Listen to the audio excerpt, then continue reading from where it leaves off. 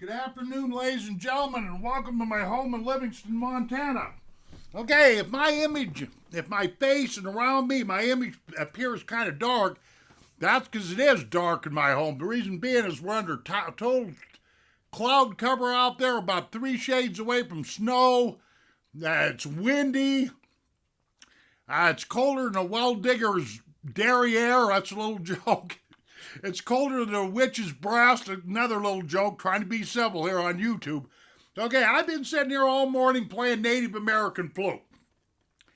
And I thought of a few things that I don't think I've ever brought out before in this miserable YouTube channel of mine.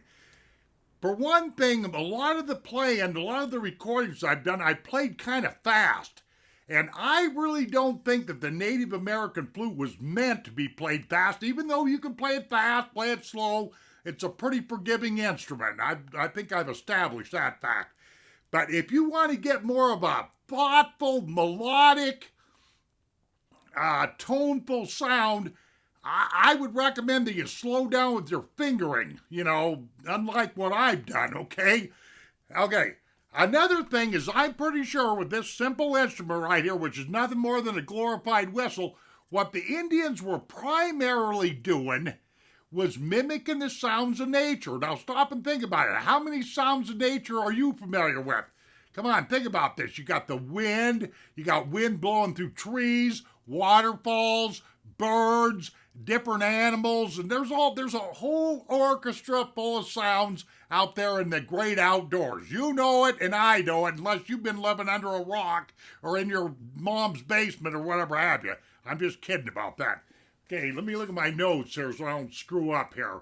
Okay, I have to have my little index card. It's what I call my teleprompter, that's another little joke, but it's not really a joke.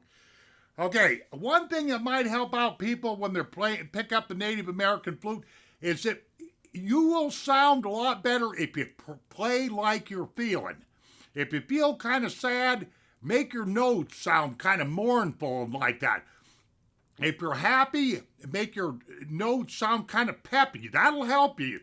And that is one of the reasons why, ladies and gentlemen, when it comes to me actually playing on these stupid recordings meant for YouTube, it's been very difficult for me knowing that one-eyed monster is staring at me and I'm recording myself and all that kind of stuff. You see what I'm getting at? I'm not into the swing of things. That camera puts me in a foul mood, is what I'm trying to say. So if you play like you feel, that'll help you out. And what else do I got on here? Okay, and that's another thing.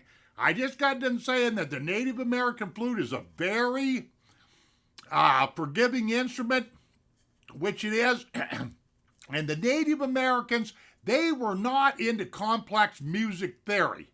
They weren't. They didn't even know what tablature was. They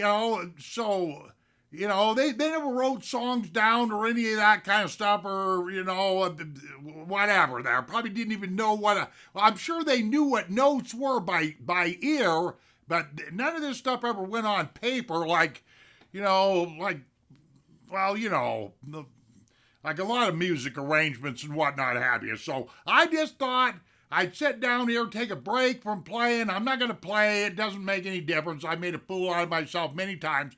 And I just thought I'd bring up these issues. Thank you very much. Now, I did this to help out somebody that might be picking up the Native American flute or starting in with the Native American flute and like that. Okay, thank you very much, ladies and gentlemen, for listening to me, and we shall see you on down the trail.